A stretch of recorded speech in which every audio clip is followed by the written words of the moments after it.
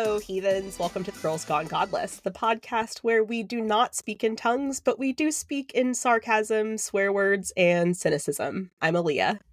I'm Christina. And I'm Noe. On today's episode, we will be interviewing fellow heathen and secular author L.J. Ferguson, aka Lisa. Yay! Lisa has been featured on panels uplifting women's empowerment and visibility. She has written for online publications, including her piece, The Orville, 3 Scoops of Awesome in a 1 Scoop World. Her short story, Payment Due, was recently published in the anthology, The Truth That Cannot Be Told. And Lisa is getting ready to debut 4 novels. Hello, overachiever.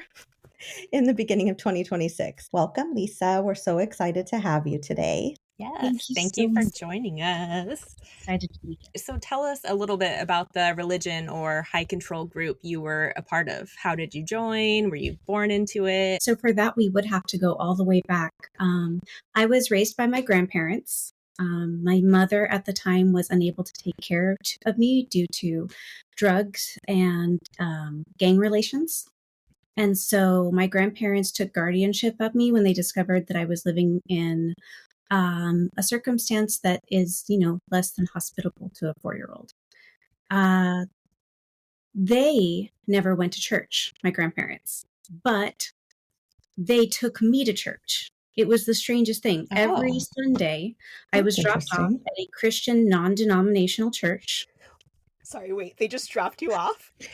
Sometimes they forgot to pick me up. Oh. Anyways, Oh my goodness. they would take me to our local, each community sometimes in their area has what's called like a community church. And at 4 years old, it actually served as an incredible source of stability. I grew up in kind of a chaotic environment, and that pretty much led to what we're probably familiar with as emotional hijacking. I was 4 years old, was told there was Jesus, and he could make everything better in a way that I couldn't possibly control. I always think that's very interesting, the way that they take away our control as a person and tell us that we're incapable of handling these situations without God. Now, that being said, being a 4-year-old in those circumstances does come with a level of difficulty. But yeah, I was indoctrinated at 4, raised in the church all the way up until high school and going into my college years, because when I met my husband, he belonged to a different church group. He belonged to a Pentecostal church group.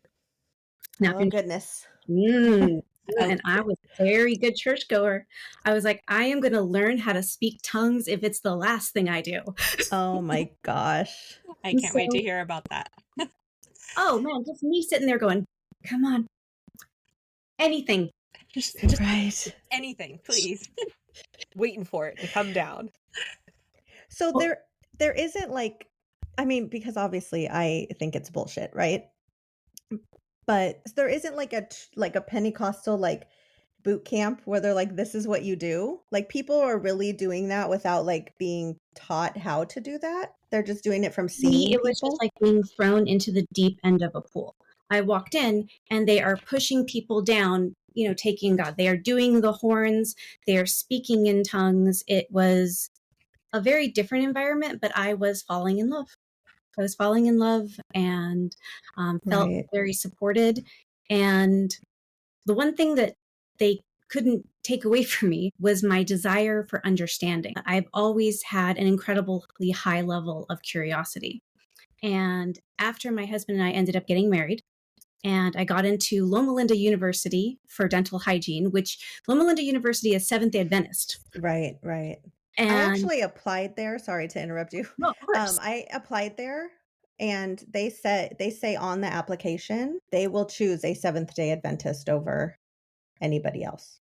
And I'm like, how is that legal to be on a thing? But yeah, It's a private university. They can choose who they want to. Right. Oh, I'm sorry. I was thinking of the hospital. I applied at the hospital. Oh, okay. Yeah, sorry. No, of course. So I'm going to Loma Linda, and I'm trying so hard to be the very best Christian that I could be. But to me, that meant study. And so I wanted to, I told my husband, I'm like, guess what? I have an idea. I want to sit down and I want to read the entire Bible with you from front to back. And you're like, I love you. Okay. So we did. We would go to parks and we would open up the Bible because I'd never read it front to back. I, like many other Christians who go their entire religious life, accepted what was provided to me, those tiny little snippets from the Bible that sort of make everything sound exactly like it was meant to be. And so we didn't make it through Genesis without having a boatload of questions. And we would go to the pastor and I would ask questions like, why does it feel like there's two creation stories?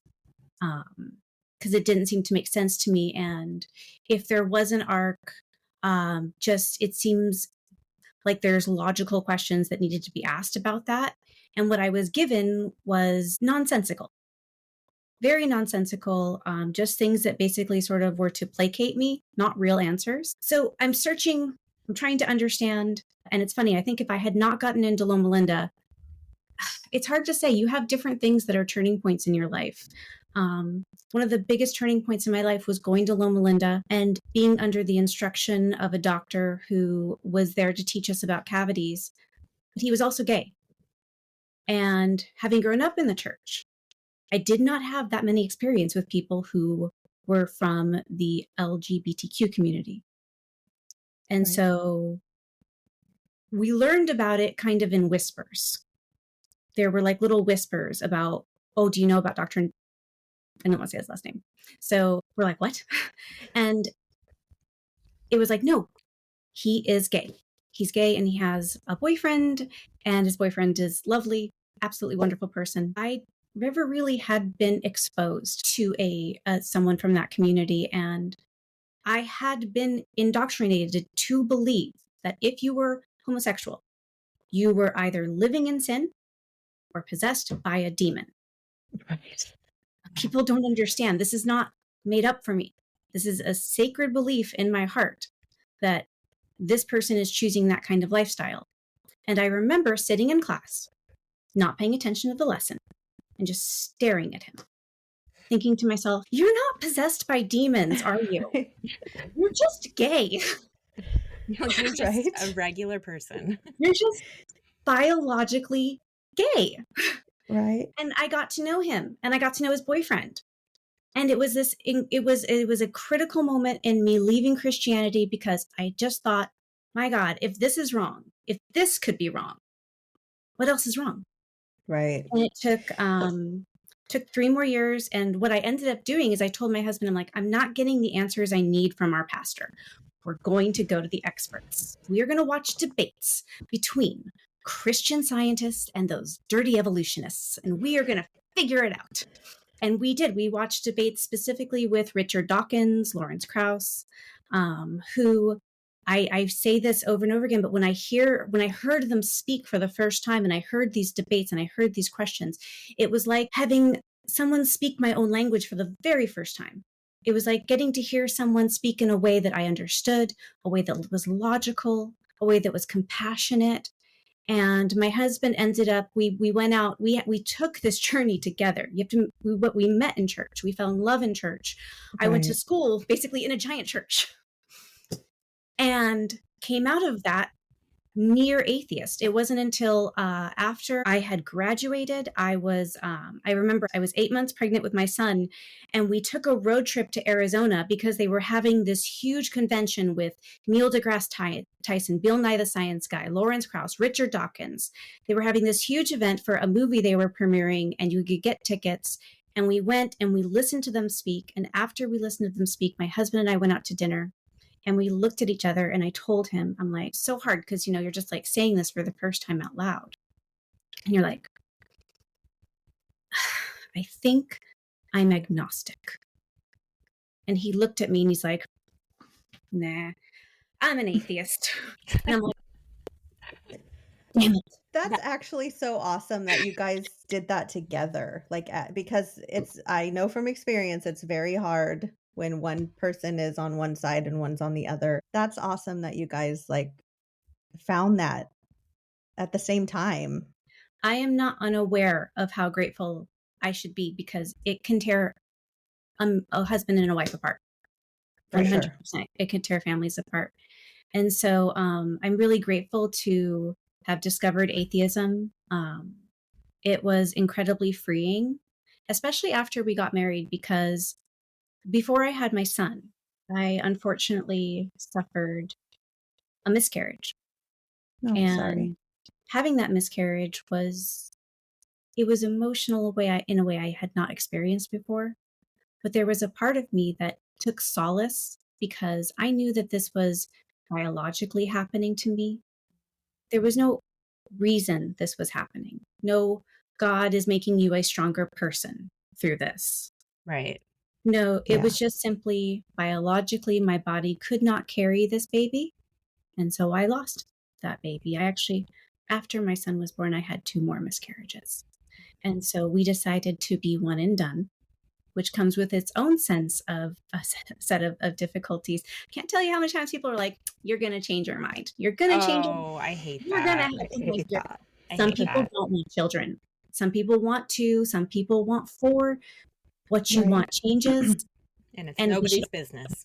yes, we should Yeah. all feel open and allowed to have those feelings without being pushed into a type of box. Absolutely. So you mentioned the church of your childhood being like Yes. a community church. Did it have like a particular denomination to it? Non-denominational. So Okay. it was catch-all. Basically, I Okay. remember going to church and they drew, it was kind of funny though, because they were so sure they were right. They drew a mountain and they drew all these different paths, and there was Mormon. It came up short, and there was Jewish, and it came up short, and they're like, we're all on the same mountain, but only Christians make it all the way to God. Mm, That's what Oh, they all think. yeah. Right. They all think that they're right. So what were some of the things that they, taught you in church? Like, I know that it's non-denominational, but like, did they have a set of doctrine or a specific belief system? Like, what did that look like and how did that influence your day-to-day life? So the belief system was to follow the Bible, not metaphorically so much as it was to follow it word for word. And that led to a lot of gender role conformity. I do remember we had a band member, because we had a church band. I tried to sing in the church band. I'm tone deaf. We had a church band, and there was a gentleman who was asked to leave because he wanted to wear black nail polish. We were strongly discouraged from dating outside of the Christian faith. Strongly discouraged doesn't really sum up what was going on, but it was a lot of control to stay in that bubble. As far as how it affected my everyday life, I didn't have the same restrictions as like my very best friend in the world growing up. She lived across the street, was Mormon. And so I used to think, wow, you have a lot of restrictions, don't you? Can't drink caffeine. Yeah. And we took turns going to each other's churches. I wore this gigantic cross at the time. I don't know if you guys remember this 90s fashion, but they used to make crosses and they would fill them with like liquid and flowers. Oh, and Yes. I had this I had to hide it when I went to her church. And because they don't do crosses. Which is actually interesting because now it's changed a little bit and like That's there's some gaslighting going on where people are saying we never said churches or crosses weren't allowed, when I specifically remember being taught that the cross was the equivalent of like wearing a gun around your neck Electric if your chair. loved one had gotten shot. Yeah. The one thing I can kind of agree with Mormons on, probably nothing else, but I'm like, to me, that makes sense. I don't know. Yeah. So I'm not super familiar with Pentecostalism, but like you mentioned, when you suffered that loss, you didn't have to attribute it to anything else besides biology. With Pentecostalism, is it you attribute a lot of things, right? To like if something bad happens to you, it's a demon or it's your fault. It's the devil come into your life to see if he can make you come away from God, or it's God making you stronger, which Right. looking back on it now seems so very emotionally detached from these circumstances. But you're not really given a third option of Right. just biology, of just Right. that things are happening just because. That's got to Right. make things so much harder because not only are you dealing with the actual hard things, then you're like, why is this happening? Like, did I deserve this? I can't imagine the kind of yeah, the kind of guilt and like paranoia, I'm sure, that you deal with when you're in that mindset. A strong sense of guilt and a strong sense of paranoia. I do remember often being very concerned that one day I might accidentally do something that would be a sinful offense that would actually keep me out of heaven. So there's a lot of anxiety that's produced by religion that isn't really talked about or seen. It's very internal, but you're given this entire set of rules, told to live a moral life, and that the consequence of living an amoral life or not believing in God is eternal damnation. And while there are different interpretations of that, there's no getting around the fact that people do dress it up as eternal torment, being separated from God. Some people try to put a lighter spin on it as it's just being separated from God. But there's, I remember it being described as like, you'll be thirsty for eternity. And oh, this is fun. We'd be able to see you. I remember that there was some thought about we'd be on our golden streets, which I have no idea why the streets were paved with gold, but we'd be up there like being able to see all this torment. I'm like, that doesn't seem like very much fun. But there's a lot of confusing things said. And that's because it's open to interpretation. And we're talking about books that were created back in a time where we just didn't have an understanding of how the world works in the way that we do now. And these were created by patriarchal. We got it. We got you. Yeah. These are created by, men mostly, who Mary Magdalene. Yes, like the gospel that was lost. Tell us a little bit about that for those who are uneducated, aka me. So I remember at some point I had come across a agnostic person, and I enjoyed being evangelical. I think that it's something that I carry over with me now, is this need to spread what I feel, is helpful for humanity. And so as an evangelical Christian, you want to spread the good news. And there was this debate going on at Barnes & Noble between one atheist and a ton of other religious folks around. And he had brought up, he's like, okay. So let's just start with like what kind of knowledge you guys have about how the Bible was constructed and the council that constructed the Bible and how they actually chose which books were put in the Bible, and the fact that a lot of these authors couldn't logically have been present during the time that the figure Jesus was supposed to have existed. So that all of these things were written in a post sense, and they were written by different authors who were not included in the Bible, such as the book of Mary Magdalene. And that just kind of blew my mind. I was like, what do you mean there was a book written by a woman and a book not included? And that to me did speak to a sense of choice as to what would be included and what wouldn't be included. But as a Christian, my whole thought process was, well, don't worry about it because God spoke through them. Don't worry about it because even if this doesn't seem to make a lot of sense, and yes, there was room for error, God spoke to them. It wasn't until I started to question the fact of, could I be living in a reality just that could come together through organic materials without a God? That's when I finally said, okay, then I start looking at all the different things that I was told and all the different way things are constructed. But until I truly questioned myself and said, the world that I currently exist in, was it actually God? That's when I was able to make that transition into, okay, well, if it wasn't God, what was it? Yeah, that must have been a trip. I'm very research oriented. I enjoy science. One of the best books I think I ever read is by Lawrence Krauss, and it's called How the Universe Works. And how he opens up this book is explaining that if you can let go of the why, it's not why the universe works or why the sun rises. It's just how. And if you start from that point, then you can start to see the evolution and how very, very tiny things can come together and construct much more complicated, larger things. And the different ways our environment was crafted and how that sort of gave the opportunity for more and more intelligent life until we got us. I was gonna say, like, along that same kind of thought train, you said that you went to Loma Linda for dental hygiene, so I imagine there were some If you science, have any like teeth questions, let me know.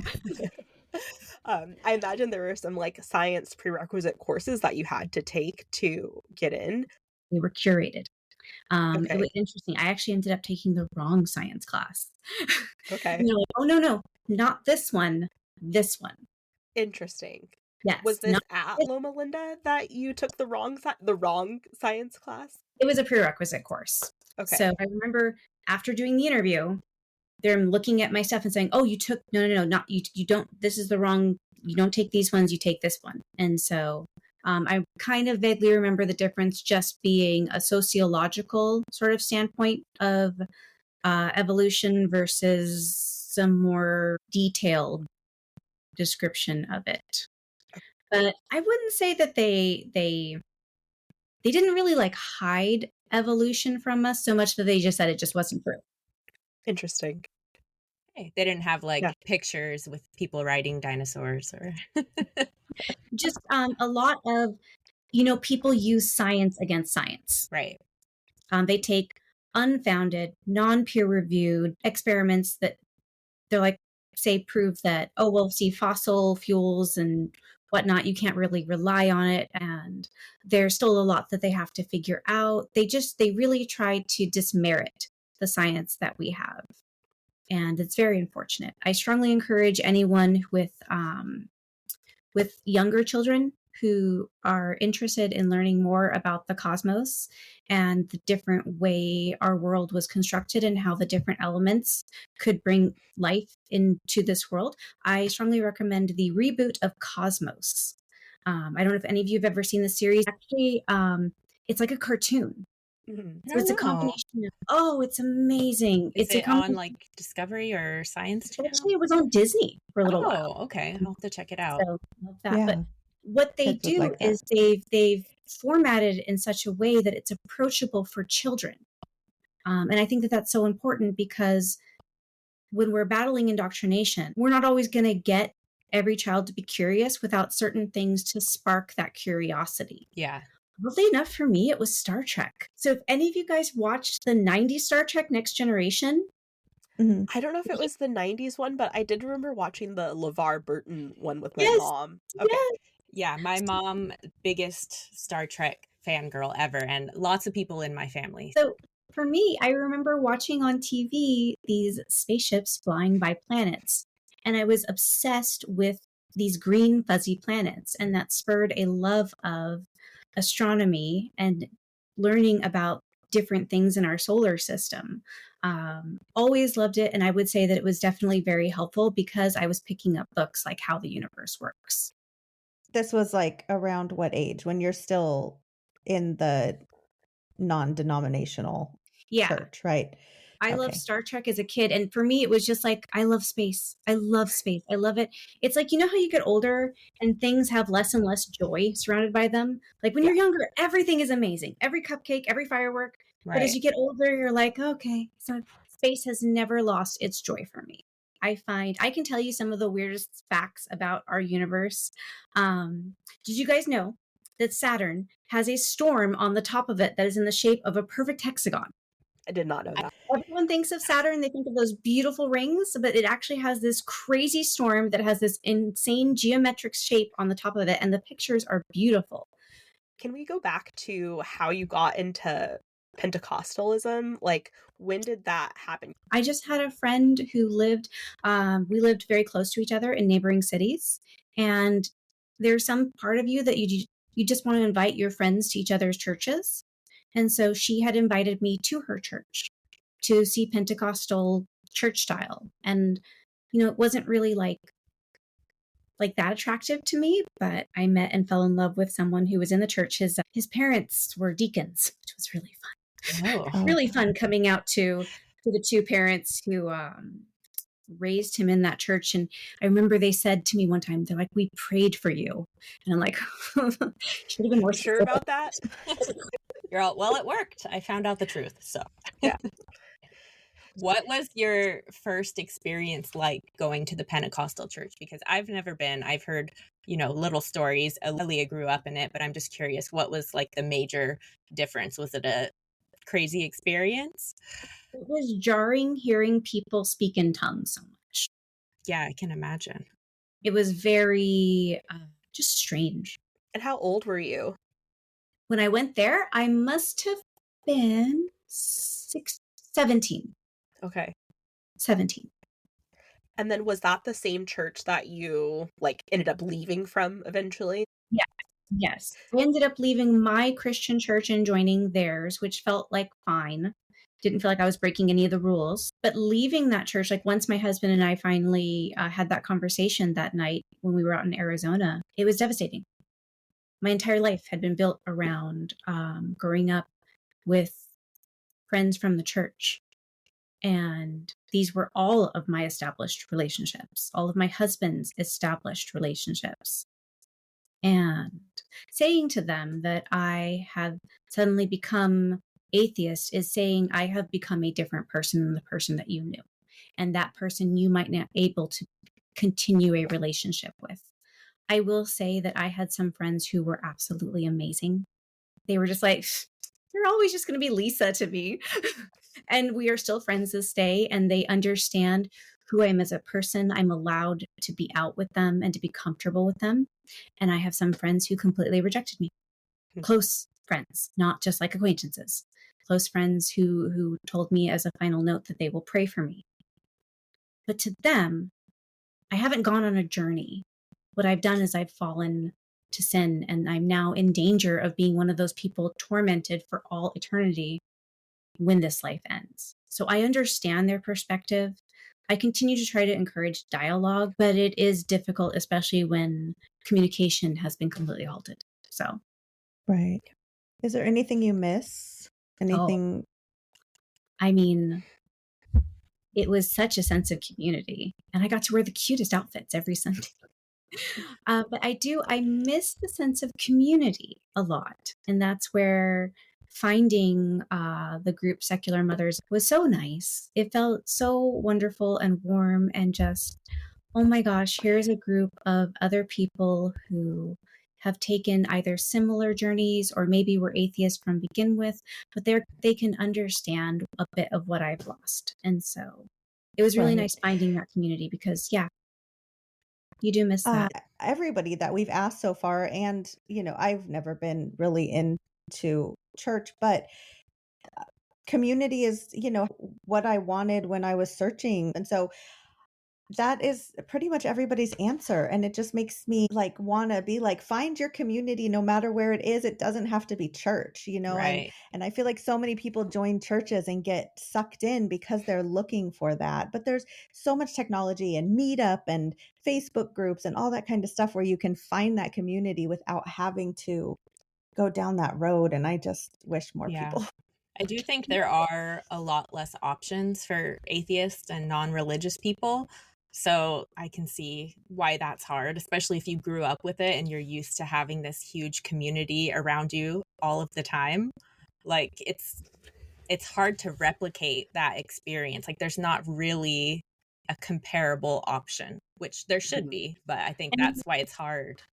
Part of it is that like with church there's a schedule, right? And like there's carved out time in the week for when you go to this thing, and it's just like the structure of it, I feel like inherently makes it so much easier, as it's just, and I think also like in our society it's very normal to like be at a thing at on Sunday morning at 11 o'clock or whatever. Like there's just, it's just kind of built into the fabric of our society and in our culture, so it just makes it so much easier. But Lisa, I was wondering, like, how old were you when you went to Arizona and had this realization of religion not being 30. 30? Okay, 30. so for 14 years you were like a member of this Pentecostal church. Yes. Yeah, That's a long time. I'm like, wait, how old was I when I was pregnant with my son? Because I was like, I was pregnant with him. Oh, that was so tough. Yeah. So one thing I want to just mention is that I think that what we were saying about earlier about having that carved out time to go to church, have it be normalized. It's also important to say that it's also a place where you can be 100% authentically yourself. As a Christian, you can talk about all the things in the Bible that, other people you might feel might scrutinize, but in the church, there's a chance to be open. Now, as an atheist, when you're trying to find a sense of community, you might find people who are on a baseball team, you might find people who like to go snorkeling, but there's still a sense of hiding who you've become. And so I wish that more atheists, I advocate just for acceptance, just so that we can be out in an environment where it is more normalized and people don't have those misconceptions. So I do want to advocate for that. And then I'm so tangent prone. So are all of us. We love it. We love it. Love to hear it. So just going back to, I was 30 when my husband and I both realized and discovered about ourselves that we were atheists. And I had one of the hardest moments at one of the happiest times of my life just after that, because my son was born. My son was born right after that, and he was amazing.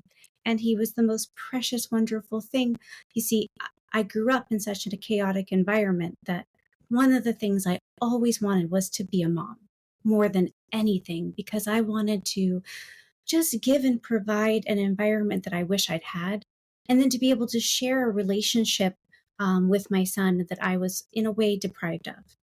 And so having my son in my arms for the very first time was the best time in the world for me at that moment. And yet one night I completely broke down.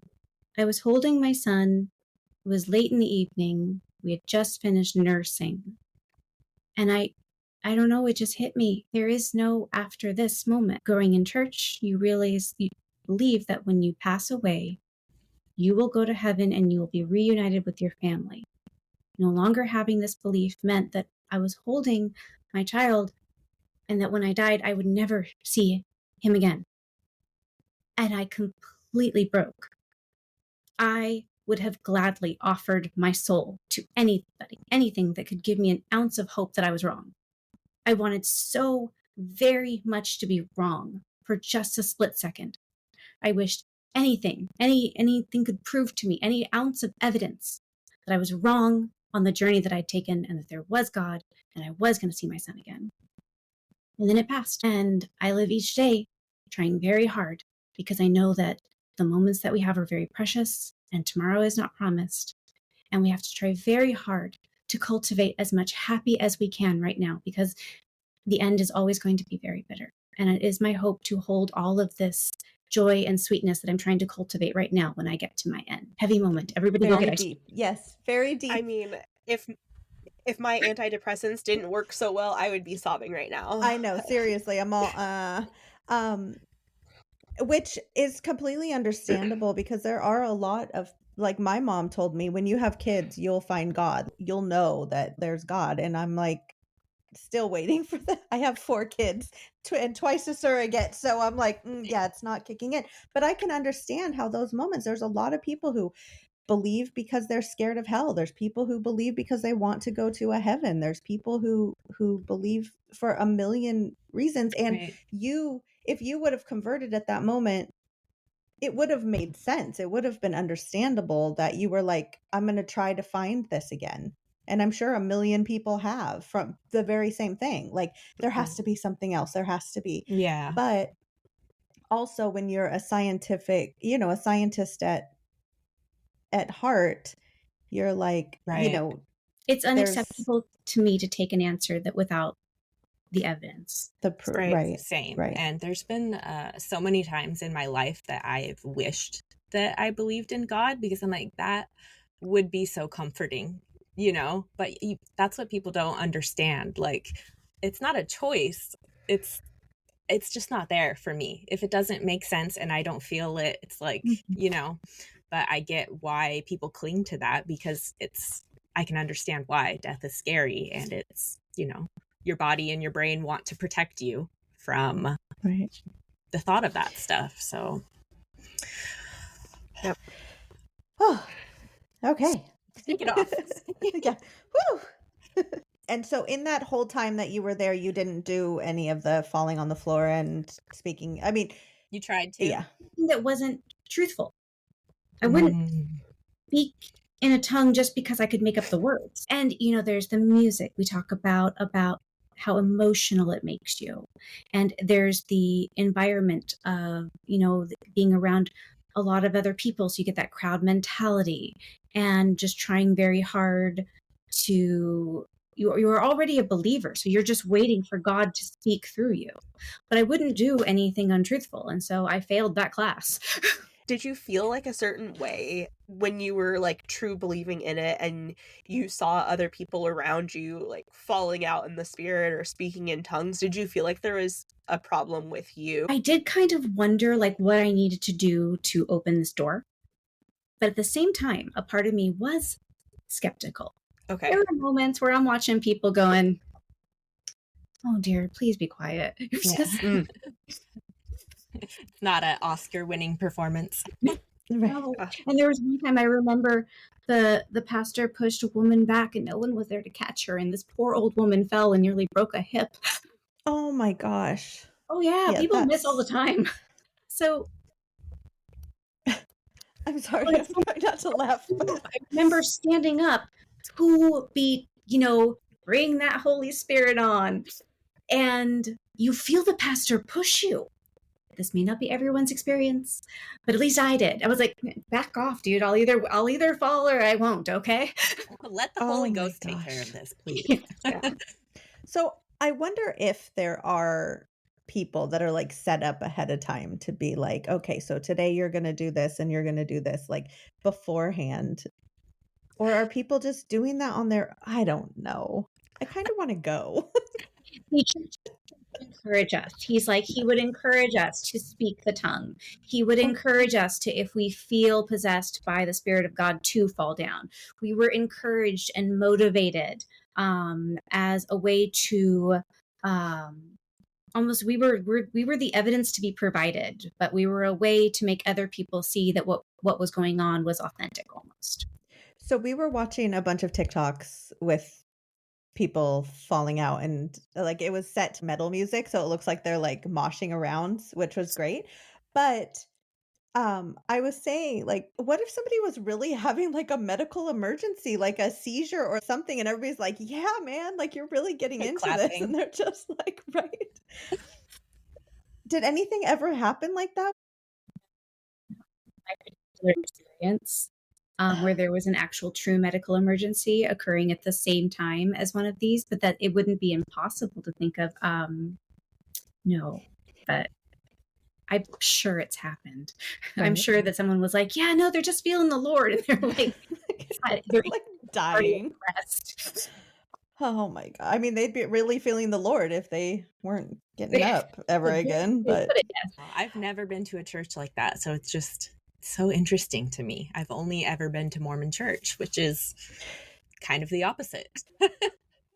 So I grew up in a Pentecostal Assemblies of God church where there was speaking of tongues, and there was that kind of how we talked about with like music and being in this, environment. And I specifically remember like hearing other people speaking in tongues and thinking like, okay, that this is a thing that I should be doing. Mm-hmm. Let me figure out if I can do this thing. Yes. And very much feeling like coerced and influenced by my surroundings and what I should be doing, and like trying to do it and then doing it. So you did it. Yeah, I did it. But like I made it, I recognize that like I made it up. Right. You know what I mean? And so I wonder if there's like, if that's what it really is that people will do this thing because they feel like they should be doing it, and there's a social pressure that I need to make these sounds. And so I've been doing some side research right now, and what I've read is that the act of speaking in tongues, it like triggers a certain like area in your brain that will reduce cortisol levels. So there's actually like stress relief in speaking in tongues, in doing these like movements with your mouth. And so I think that that then becomes addicting to people, right? Like, one, you're in this situation where the music is just right. You know, we've talked about like the crescendo, and like, at least in the church that I grew up in, they had the lights and the smoke machine. So it's very much like playing on all the senses and very much playing into like your neuroscience. And then you know that you can do a thing that provides stress relief, like you're gonna do it. Right. And everyone there will be proud of you for doing it. Exactly. So you mentioned that there are people who you knew when you were religious who basically ended your friendship once you realized that you're an atheist. If there was a message that you could get across to them at this point, what would that message be? I would say that there are things we know, there are things we don't know, and then there are things we don't know we don't know. Life, it's important to make discoveries about yourself. I think just for quality of life. This is a discovery I made about myself. And I'm still the person that they grew up with, still the person that we shared many, many fun moments with. And I wish that we could continue to share those moments and still find a way to respect each other. Pretty good message. Unfortunately, it's sad that some people won't even, like accept it coming from somebody who doesn't believe what they believe. But I wish that too for a lot of people. Are there things that you still do, like rituals or habits or sayings or anything from? No. I mean, for me, life is so full from the minute I wake up. Maybe we do occasionally, before we eat, thank the hands that prepared the food. But we don't do anything that I used to do, like praying before you went out on a road trip. Or let's see. No, not really. Totally valid. Okay. Yeah. Yeah. Yeah. Is there anything like from your time in Pentecostalism in terms of like church culture that would be like interesting or noteworthy? For the people who don't really have a taste of what it is from outside perspective. Church is a lot about not having sex. Church is a whole lot about not having sex. The amount of pressure and stigmatism put on not entering into relationships before you are married to someone would be incredibly jarring. We live in a culture that doesn't know how to talk about sex and treats it more almost like a joke, like laughing. And it really, I think, is something that we need to improve upon, because church is not going to talk to you about masturbation. Church is not going to talk to you about anything other than abstinence, and how abstinence is the only thing that is going to make God happy. Growing up in church, you are just, there are benefits to making sure that someone doesn't enter into a sexual relationship until they're mentally ready to do that. But when they're ready to do that is different for everybody, and should be a decision helped by loved ones, not stagnated by loved ones. And so growing up, yeah. I do feel it's dangerous too, not educating these kids that don't know anything about it. And then when they are ready, they're thrown into it. They don't know what's abuse or what's normal. They don't probably understand consent completely. Consent. So Yeah. I have, my oldest is going through puberty right now, and so I'm reading all of these books with them, and on the inside I'm like, oh Lord, but I'm like, I'm not going to perpetuate this internalized shame, you know what I mean? So we're big on educating about that, and I think it's huge to prevent abuse, so especially in church where that is quite prevalent. What was dating like for you, Lisa? It was kind of an ugly duckling. Didn't have my first real relationship until I was 16. And the person I chose to be in a relationship was controlling in such a manner that it was an incredibly detrimental relationship. The type of person where if I was wearing a particular shirt, I had to go change. I couldn't go to the mall. If I had on too much makeup, he would physically take his thumb and smear it off of me because I was trying to attract too much attention. Dating did not go well, honestly, until I met my husband. The guy that you were dating, was he a lot older than you, or he was your same age in doing that? Same age. So he was raised to be like that, right? I had Because one of of the those. My church. first boyfriend was exactly the same. I would not blame the way that he treated me based on religion. He was raised in a culture that expected men to act a certain way and expected women to act a certain way, and that role really was in the kitchen. Yes. But again, growing up as an ugly duckling, not having a terribly strong foundation at home, kind of latched on to the first person that gave me a shot. So Right. yeah, it was a very detrimental relationship. Did eventually grow out of it, but it took a lot of battle wounds. Mm. And then with dating your husband, since his parents were so like involved in the church, Yes. what And was still that?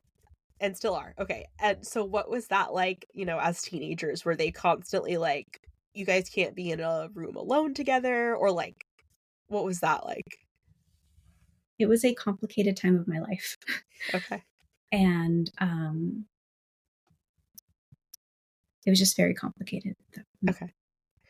Was purity culture like a big thing? Like, I feel like I remember when I was growing up, it was like, we should have had sex so much earlier. We talk about it all the time. We literally stopped ourselves and had a conversation. We're like, should we have sex? Is this, we're both Christian? Should we wait? We should have had sex so much sooner. yeah. You're like all the time that we could have been having sex. Yeah. So are you close with his parents now, or are they in Yes. his life? I should actually make a point of saying this. They are one of the best people in my life. His parents are incredible people. Gave me a place of safety when I did not have safety. And while it hurt them to find out the journey that we went on, and while we had and continue to have many different conversations about this, they are as open as they can be. As That's open awesome. as two people can be. They have an incredible relationship with their grandson and understand the way that we are raising him. We are raising him as a free thinker. Something that was kind of new to us was how to raise a child when you're no longer in religion. It was so funny. It was Richard Dawkins, actually. I'm, super pregnant, and we go in, and you get to have your book signed when you go to these events. And I'm so proud. So much to learn still. And I told him, I'm like, I'm going to raise him to be the best atheist ever. And he's like, no. You need to raise him how to think. Give him the tools he needs to understand the world that's around him. And I'm like, you're right. You're absolutely right. Actually, I specifically brought these with me because I figure it might come up. So this book is called Raising Free Thinkers. And I found it incredibly helpful. But it's a practical guide for parenting beyond belief. That's awesome. The other resource that I found, just parenting beyond belief. I've heard of that I one. have listened to that podcast. Oh, I have listened to that podcast. I didn't realize there was a book, though. Incredible resources for anybody who finds themselves, because I did seek out community. Like as soon as I became an atheist, I'm like, okay, so who else is in our club? Right. So, you're finding out the different celebrities, Sarah Silverman, Seth MacFarlane, who actually helped produce Cosmos, and Brandon Brega, which was a part of Star Trek, and Andrian. But I sought community, I sought resources, and these were the two of the best resources that I could find. And it actually, it's kind of what has inspired me to start writing. I remember when I was 36, I was laughing with my husband saying, gosh, if God was real, he'd be some con artist in LA with some hole in the wall crapshoot business, just offering Groupons for wishes. I love this. Like, let's explore this some more. Yes. So this was the first book I ever wrote, called Gin and Tonic. And that was the entire premise. I'm listening now. Hold on. No, That's Christina's favorite drink. That's my drink. So gin and tonic was sort of a play on words. It was gin, who represents God, and tonic, which is supposed to be a solution almost, a ailment to the poison. It had sounded like such a fun idea of having a girl who is at a crux in her life where she doesn't really know who she is. I kind of describe her as my grandmaster dilettante.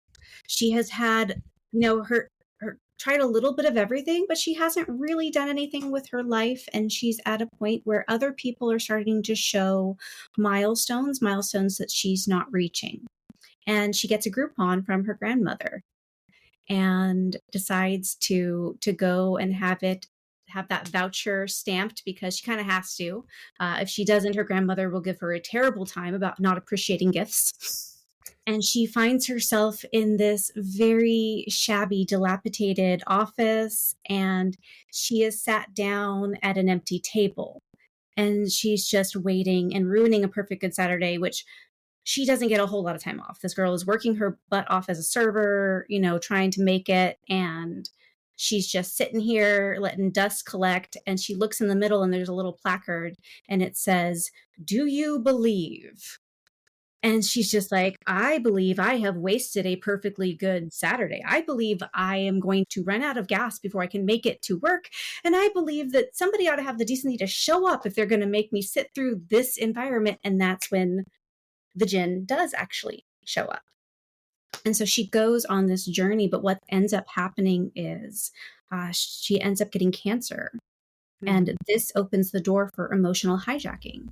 So Gin and Tonic is a story about a woman who is trying to find purpose in her life, and she doesn't have a lot of family support. Gee, I don't know where I got that from. Doesn't have a lot of family support.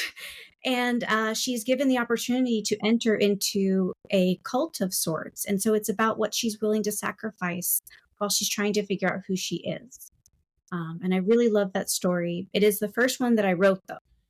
And as a beginning writer, I had no idea the things I didn't know. And so it's taken a while to get it off of it. That's awesome. Do you feel that is like, awesome. I'm sure with your writing, it's like a form of recovery and discovery of yourself, writing out these stories? Is that like really healing for you? I would imagine. I definitely used Gin and Tonic in that manner. I've loved reading my entire life, but I wanted to do something way more stable than become a writer. I became a dental hygienist because stability is nice. And I remember 2 things happened. One, we bought a car. And when we went to go sign the paperwork, there was this guy, and he was working on a screenplay. But the way his face lit up when he was talking about his screenplay was just like magic. And I'm like, I want a piece of that. And the second thing that happened was my son got expelled a day from kindergarten. Ooh. Naughty. Sorry, can I ask what he did? Oh yeah. So this little bugger. The elementary school is relatively close. We walk there all the time. And he was like, "I want to go home. I know the way." And they're like, "Sweetie, you can't go home right now. You have to stay here."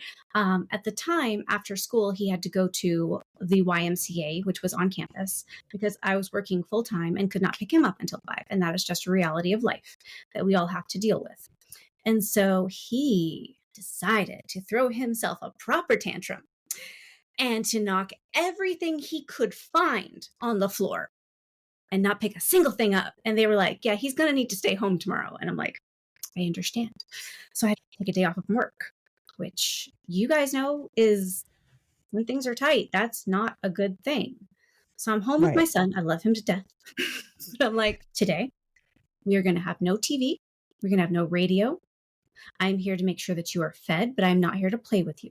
You will pay quietly. You will clean up after yourself. And if we ever have another day like this will be your entire summer. And so I realized I had just cemented a day with no TV and no radio and no phone. And I'm like, what am I going to do? And I was bored. And I'm like, maybe I'll see if I could write a chapter. Maybe I'll just see, knowing nothing about structure or opening lines or hooks, maybe I'll just see if I can write a chapter.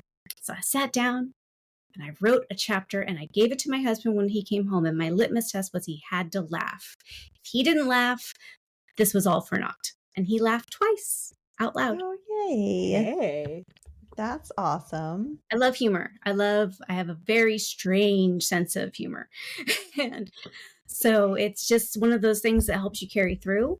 And I wanted that to be a part of my work. And because of that single day, I found something that I'm incredibly passionate about and something that brings me a ton of joy. Being a recovering non-denominational Christian, being a recovering Pentecostal, I do struggle with nihilistic tendencies. There are moments where life, the reality of life, becomes so hard and so daunting that it physically takes my breath away. Mm-hmm. And combating those moments has not always been easy. I have not always had the tools to combat those moments because they aren't provided. You don't become an atheist and get a handbook. I thought you were going to say something else. That would be nice, though. What did you think I was going to say? Oh, that you don't become an atheist and get a hand job. Oh, no, that's what I thought. You were. I mean, I got one as soon as I came out as atheist, so I don't know. You guys must be doing it wrong. You guys didn't get that? No, I did. That's why. That's why I'm clarifying. Right. Okay. You know, there's so many people who live their life just based on what's going to happen in this afterlife that they've been told is this magical place, and they miss out on so much right now. And sorry. Oh no, I was just going to say, Noe, how you said earlier, sometimes you feel like, we don't have religion, and it would be comforting to have that, whatever, all the stuff that comes along with it. But we have the opportunity to live for now and not have to focus on what we think happens after we die, because honestly, we won't know. Right. And it's just what we do here and what our children think of us. And also for people who are very religious, I do feel like they do, I don't know how to say it, kind of spiritual bypassing, where they don't have to worry about helping the world now because they're like, Judgment Day is going to come, or they don't care if this planet is here in the future because whatever, if they believe in the rapture. Do you know what I mean? They're more worried about getting to heaven rather than focusing on what's in the here and now. And so I do think that's a big problem of why people just kind of bypass what's going on with our planet. Because they're like, I don't have to worry about it. Exactly. And that's a big thing too, with my my preparations for when I am gone. I have it clearly stated, do not under any circumstances tell my children that I am in a better place, because there is no better place than being with them. And I hate that so much, the whole better place thing. No, my better place is here with them. And I don't want you to tell them that I'm somewhere better now. Are you kidding me? No. That doesn't help them at all. And I get your kids, right? If that happens? Yes, okay, you do. No, he just gets everybody's kids when it... Yes. Yeah, I'm godmother to all. Or what's the atheist version? I don't know. Your babies are my babies. Yeah. Right. I don't know. In my household, we refer to you as her spiritual guardian. Do you actually? Yeah, you didn't know this? No. Don't cry. Okay. Don't cry. Gross. Weird. Gross. Okay, so, anyways. Moving on. So before we get to the 7 Minutes in Heaven questions, I wanted to give a shout out to Lisa's favorite organization, the Planetary Society. I know you're a big science advocate, and this is a wonderful cause that advocates for continued funding for public interest in space. And listeners can learn more about it at planetary.org.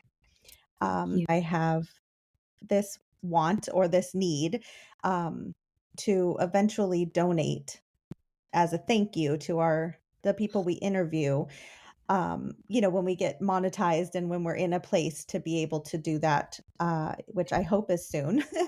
But I really want to, be able to say thank you and give back to a charity that means something to you. So I do have a running list, and I'll let you know when that happens. But I really have enjoyed being able to be here to share myself. And thank you so much for advocating for the Planetary Society. They do so much to help support institutions such as NASA. For instance, recently there was a budget cut proposed of 47% to NASA's budget. But through helping us encourage people to call and write letters to our Congress, we were able to reduce that to 18%, which is still going to have consequences. Right. I want people to also see all the benefits that it seeps into your life. For instance, the Jet Propulsion Laboratory, when they wanted to take better pictures of the moon, developed this radiographic technology.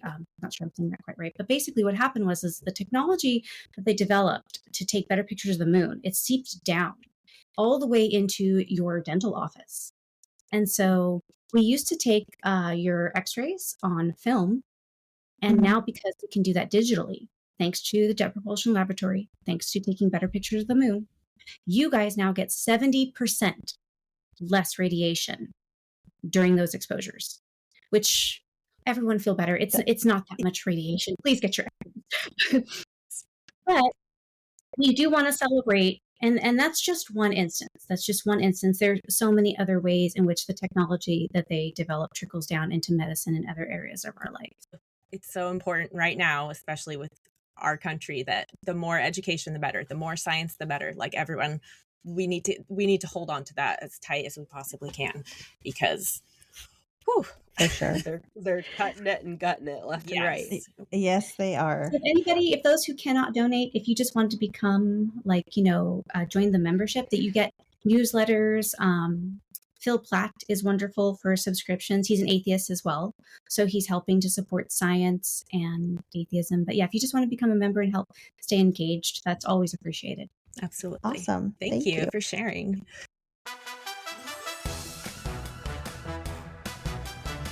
Now is the time for our segment, 7 Minutes in Heaven, where we will ask our lovely guest, Lisa, our fun 7 questions sorry, I'm bad at introducing things. You guys know what we're going to do. It's fun. It's great. Okay. First question. Fuck, marry, kill. Jesus, Joel Osteen, or a snake tent revival man? A lot of good options there. Okay. Jesus. Fuck, marry, kill. I mean, you got to marry Jesus. Of course. Anybody who can turn water into wine. It's just economical. He can, you got to marry Jesus. Okay, so that leaves me with fuck and kill. And I've got, is the third option, is he hot? No. Okay. He's not hot. Aaliyah says no. Yeah, I gotta kill Joel Osteen. I just got to. I don't know this other person that well. I feel a lot of disassociation. I gotta kill Joel. Yeah, because for sure Joel is evil. So got it. Anyone that's running a mega church is not a good person. No. And especially one that's running a mega church that wouldn't let hurricane refugees come stay in his mega church. Not a good person. Fuck you, no. Joel Osteen. Yeah. Second question. What do you think happens when we die? I thought of there's a poetic answer to it, but I think that we go to the place where our dreams come from. So really, there were so many thousands and thousands of moments in time that came before we came into existence. And there's so many unimaginable moments of time that will happen once we're no longer capable of functioning, that there's no after for me. It's just sort of, and that's my last breath, that's my last moment, and I really will try to have something sweet with me when that happens. But just to put it poetically, I just think that we come from the place where our dreams come from. Oh, I love that. That's a nice way to put it. Yes. Yep. If you could name the hottest deity in your mind, who would that be? Loki is actually described in Norse mythology. I just thought of Puck from the Shake. I don't know if you would count, but from Shakespeare. But yeah, okay, this is a fun fact. My first crush was on an anime character. I think that's a lot of people. From Ronin Warriors, there was this guy Anubis, and his whole thing was loyalty, and I'm just like, but yeah, I have a type. So who's the top? Mischievous. Loki. Can we go with Loki? Speaking of Loki, we won't get too much into it, but are you into the show on Disney? Yeah. Okay. Cool. I watch it purely just for the plot. Oh yes, same. All right. And then what is your Jell-O salad? So what we mean by this is that, is there a dish or like food that you had at like church gatherings that you would still enjoy today? The dishes were never that good, to be honest. Like, fair. And you have them at every function. You're just like, how many layers of what's going on here? But what we did have was a cookie buffet.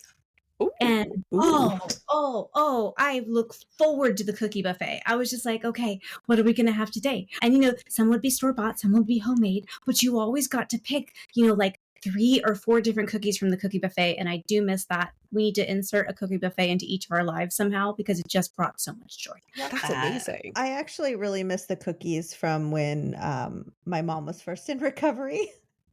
There's always cookies at AA meetings and stuff. So I'm with you on that. I'm good. Anywhere there's cookies, you'll find me. That's a lot better than my mom's answer, which you'll hear. We did an episode with my mom, but her answer was creamed tuna on cornbread. Yes. Everyone's got that. I've never been a huge fan. Like, why would anybody be a fan of that? I'm sorry. I know. I'm sorry. I know. I mean, we're white, we're Mormon. We don't have a lot going for us in the food department, but I grew up with not as horrible as it sounds. bologna pickle sandwiches. Okay. That's not that bad. That's fine. I can fuck with bologna. I'm not ashamed to admit that. I mean, yeah, I'm not a bologna person, but pickles and peanut butter are get out of here. deal. It's over. It's over. We're done. Cut it. Yeah. Okay. Cool. Question 5. If you were to start a cult today, what would the uniform be? I actually could not come up with something for this. This is so terrible as a writer. Like, the problem with it came from just stemming the fact that I wouldn't have us wear a uniform. All right. That's that fair. works. Yeah, that works. And what is your favorite curse word? So I actually came up, lamestone. So I wrote a science fiction called Cosmic Ray. And when you're writing science fiction, you cannot rely on any of the preset language from our time. It's always going to be viewed as archaic. And so I had to start coming up with different terminology. And one of the things I relied upon was stones, mostly because sometimes I feel like a rock. Like, I feel totally stuck where I'm at and unable to move, and that I'm going to be here forever and that nothing will ever move me. And it just kind of spurred, in my books, you'll hear people call each other lamestones and different variations of this. And so that's my favorite right now. I love In fact, he's like, oh, such a lamestone. I'm like, did you use the thing I wrote? Like, I was all excited. He's like, I did. I'm like, because everyone's answer so far has been fuck, which is great. But Right. I love We that wanted something different. your answer is unique, and I don't know if we're ever going to get another lamestone. But I hope that you're so successful that one of our next guests has the same answer. I cannot wait to share. Hopefully it will be successful. There's Absolutely. Success for all of us. Yes. Yay. And then our last question is, what is your guilty pleasure? Oh, yes. Oh, okay. So sometimes when I go to Barnes and Noble, because I can't help myself. I get upset because religion has 2 aisles and my science section is by the bathroom. So I take all of my favorite books by like Richard Dawkins and Lawrence Krauss and Phil Platt, and as much fun books as I can kind of carry without looking suspicious. And I go over to the religious section and I put them in.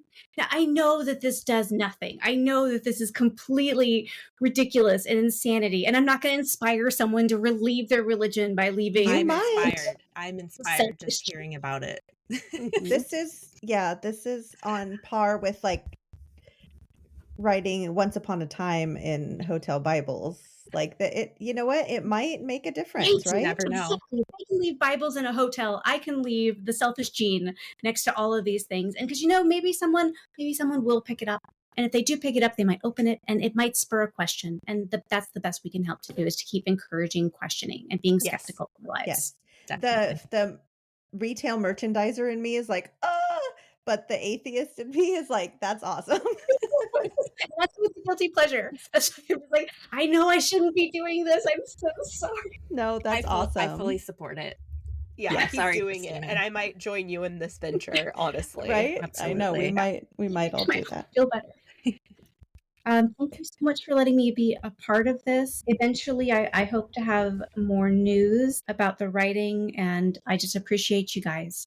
I really, really appreciate you guys. I love the space that you're creating. I am sure that out there, people are going to find you, people like myself who were at the time very isolated and looking for that sense of community wherever we could find it. And so thank you guys so much for providing that. Thank you for being so much. here. And you did an amazing job. Do you have like a social media you want to plug for your book? Where would you like to be found? Yes. Where can our heathens find you? So as of right now, if anybody wanted to follow me on Instagram, that's probably the easiest way to stay up to date with news as far as to what's going on with like a launch date or different books they might be interested. So if I could share my Instagram handle. Definitely. It is. Do I just say it out loud? Yeah, say it out loud. At LJ Ferguson 1. Great, perfect. And then we can also like link it in the show notes. That would be amazing. Yes, I really don't post a whole lot. You'll see some pictures of my cat. You'll see some pictures of some books I enjoy. But pretty soon, as I begin to start self-marketing, there'll be more exciting news, and that will be one of the easiest places to access. Lots to look forward to. Yes, that's awesome. Right. Thank you, guys. Thank you so much. Have a great day. Bye. Bye. Thank you for listening to Girls Gone Godless. If you liked this episode, leave us a review on Apple Podcasts, Spotify, or wherever you're listening to this episode. It helps heathens like you find bitches like us. If you would like to be a guest on the show, click the link in the notes to submit your story. And don't worry, if you want to be anonymous, we have an option for you. See you next week.